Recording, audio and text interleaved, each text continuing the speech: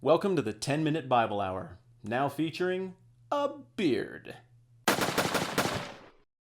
I have a friend who used to take mission trips to Africa, Zambia in particular, and he's a construction guy, so we went with this group that was building a college campus that served students way out in the bush of Africa. So he's there building something one day in the little shop that they made, and as he's working on the table saw, zip, off comes a digit. I don't know if it was thumb or a finger or what, but as the story goes, he just cut the thing off and it's laying there, in a pile of sawdust or something.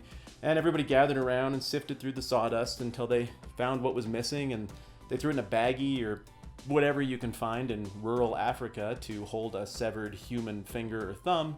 And they jumped in a vehicle and they drove the really long drive back into the main city where the hospital is. And I don't remember when they got there if they were able to stitch it back up or sew it back on.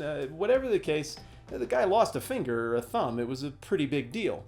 Well, when that kind of thing happens, generally, that's the end of your mission trip. As soon as you lose a digit or a limb, you pretty much just phone it in, have a couple nice meals, get back on the plane, and come home. But instead, this guy was like, all right, well, I think, I've started to regain vision and I feel good enough. Let's get back to work. And everybody's like, pardon? He's like, yeah, let's get back to work. They got back in the vehicle. They drove back out to the work site. And he ended up staying there for, weeks after that or something. In general, in life, when stupid, awful things happen to us, we tend to have the wind taken out of our sails. And a lot of times we just shut it down. This is human nature. When stuff goes wrong, it's flustering. And in this passage that we're looking at today in Acts chapter 5, we're coming off of something that was really a bummer for the church. I would expect, given what had just happened, that everybody would be discouraged and maybe thinking to themselves, what have I signed up for? Is this really such a good idea, or should I maybe go back to what I was into before all of this Jesus stuff happened? Well, you see what had happened is this couple, Ananias and Sapphira, had observed that within the church, it was becoming kind of the thing to do, to sell your stuff, to bring your money, to give it to Peter, John, the disciples, and let them redistribute it so that everybody's needs would be met. So this couple, Ananias and Sapphira, cook up a plan to say, hey, we want to be invested and get all the benefits of being invested like everybody else, but we also want our own stuff for ourselves. And so in a very difficult passage to work through, we get the account of these two coming to Peter and John and saying, here's our stuff. And to summarize very sloppily, Ananias insists that that's how much it was for. Peter gets upset saying, you've lied to God, and Ananias just out and out dies. Sapphira comes in, the exact same thing happens. Coming out of that passage, what you would expect is that people would be discouraged, feel defeated, that they would have questions about the God that they're worshiping, and that they would be rethinking this whole thing. But, like so many stories recorded in Luke and in Acts, there's a twist. The exact opposite is what happens.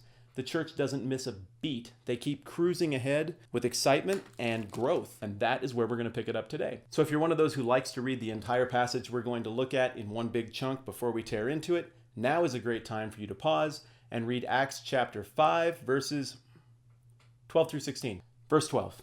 The apostles performed many miraculous signs and wonders among the people, and all the believers used to meet together in Solomon's colonnade. Now remember, this verse again is coming immediately on the heels of the account of Ananias and Sapphira literally dying in a church context. It comes immediately on the heels of Luke recording that great fear had seized the whole church and all who heard about these events. So people seem to be holding two values in common at this moment. One, God is really intimidating and powerful and needs to be taken seriously. Two, God is still our hope for salvation and we still believe in him and worship him. Now, in the 21st century, we tend to think that these two values should be held separately and can't be held in common. But part of that is because in a comfort-oriented, technologically advanced Western world, it's become easier and easier for us to kind of reimagine the God of the Bible as a God who exists to make things work better for us and make us feel happier. That's not really how he presents himself, at least not in the short term as it relates to us.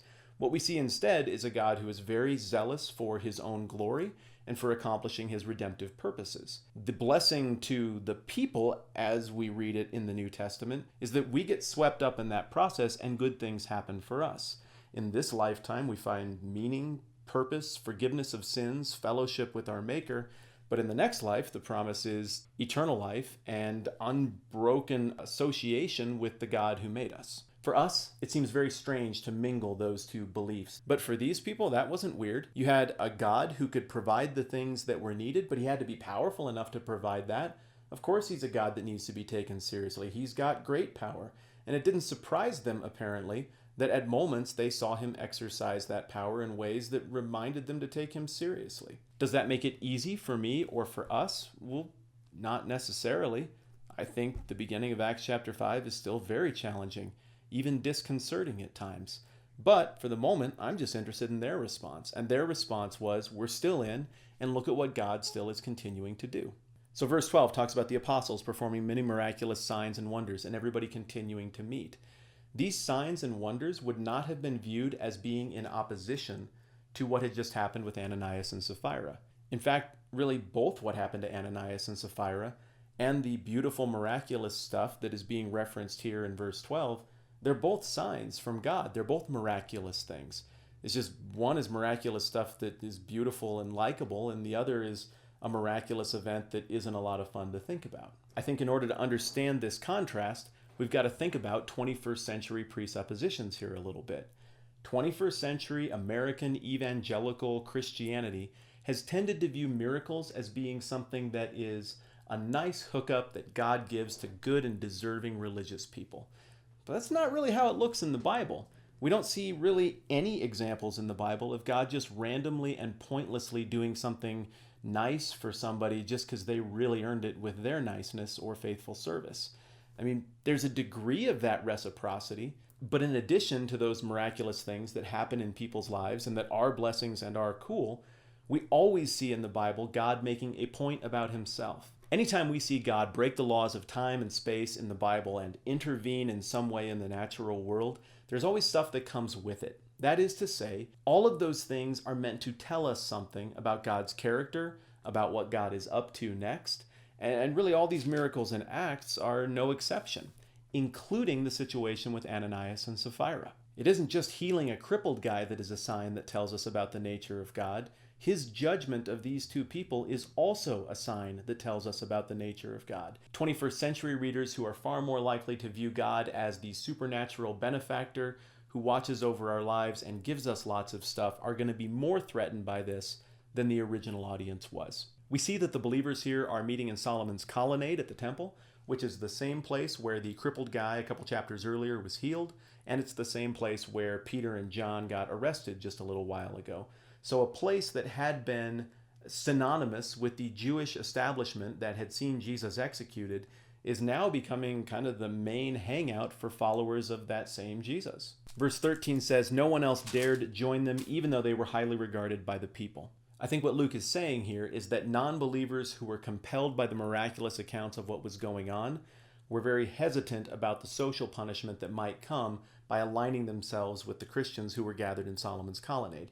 So they're kind of hanging back, but they're not hanging back because they don't trust or don't like the Christians.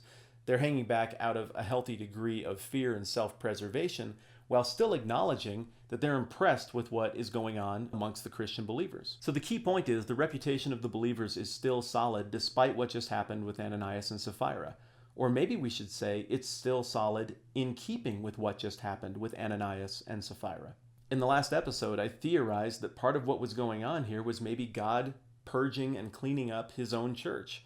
He wasn't going to let this movement be mistaken for another religious sham meant to cheat people out of their money and their stuff. So as soon as people started to behave dishonestly, maybe God decided it needed to be smacked down and corrected right there once and for all. The reputation of this fledgling and vulnerable early church was very important to God's ultimate long-term redemptive plans, and keeping these people's reputation clean by not allowing them to become corrupt and try to cheat and lie to get ahead financially seems to have been a value that God held very dear. And just 2 verses after we finish up that exchange about Ananias and Sapphira, we now see that their reputation is still good and that there is something to the effectiveness of that reputation. Verses 15 and 16. "As a result, people brought the sick into the streets and laid them on their beds and mats so that at least Peter's shadow might fall on some of them as he passed by. Crowds gathered also from the towns around Jerusalem, bringing their sick and those tormented by evil spirits, and all of them were healed. These aren't isolated incidents. There are so many of them that for the sake of efficiency, Luke is choosing here to say a bunch more miraculous stuff happened and a lot of people believe because of it. That's plenty. That's all you need to know. How many miracles would have to happen for you to tell a story that way? If you went on a road trip, let's say, with a bunch of friends, and you're on the road for 2 weeks and you see a bunch of stuff and it's a great time, along the way you see a person who's been dead for a few days just come back to life. You'd mention that when you got back and told people about your trip. But what if you saw that, like, say, 8 times? Would you mention all 8? Well, maybe if it was a resurrection from the dead. But what if you saw it like 50 times and people's, dead arms grew back and crippled people could walk and blind people could see? I mean, at what point would you forget kind of which story was which and how to sort them all out and just come back and say, I don't know what happened on my road trip, but like everybody was just getting healed and miraculous, inexplicable, supernatural things kept happening? Well, that seems to be what's going on here with Luke. So much was occurring, maybe even every day when they get together in this place, that he's just saying it happened. It was even predictable at times. So predictable that people just dragged their sick and injured out to the street and just kind of left them there and hoped that Peter would walk by. And apparently there were results. I don't get any impression from this text that Luke is saying, and anybody who ever reads this ever in the future, good news for you. All you got to do is find someone holy and mill around in their shadow for a second, and all your diseases will go away. That is nonsense. But for whatever reason, at this moment, God, through his Holy Spirit, was choosing to do it that way. It's kind of interesting to imagine how this scene might have looked. On the one hand, you've got the religious leadership hanging out in the headquarters of their religion. On the other hand, just outside the doors in Solomon's colonnade, you've got a religion that they just completely denounced very publicly in every imaginable way, succeeding and thriving.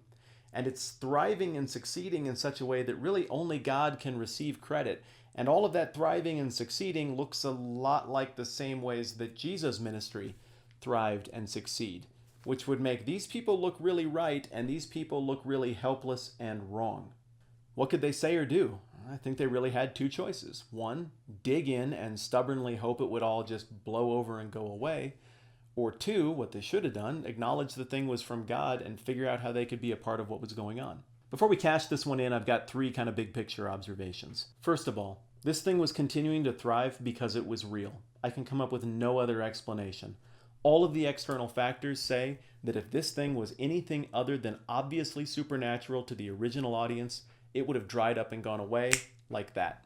Number 2, this is the kingdom just as Jesus had characterized it. He said there was going to be sight for the blind, that people who were deaf were going to hear, that the lame were going to walk. He cited Isaiah and other prophets who predicted these same things. And he said all along that he was the culminating event in history that was going to bring about all of this redemption that was promised in those prophets. Third, all throughout the Bible, Old Testament, New Testament, we see this theme repeated and we see it in this passage. God has set his mind to redemption and he's not going to be stopped by anybody. That's a good place to shut it down for today. Next time around, we're going to see a cycle that keeps repeating itself in Acts happen again. A good thing just occurred, so we're going to follow that up with the religious leadership showing up to try to ruin it, and there'll be an arrest involved. There's been a lot of activity in the comment section of the videos lately, and I really like that. It's fun to have a chance to interact with people who are watching this thing. Completely seriously, thank you a ton for watching this thing. I'm Matt Whitman. This has been the 10-Minute Bible Hour. See you next time around.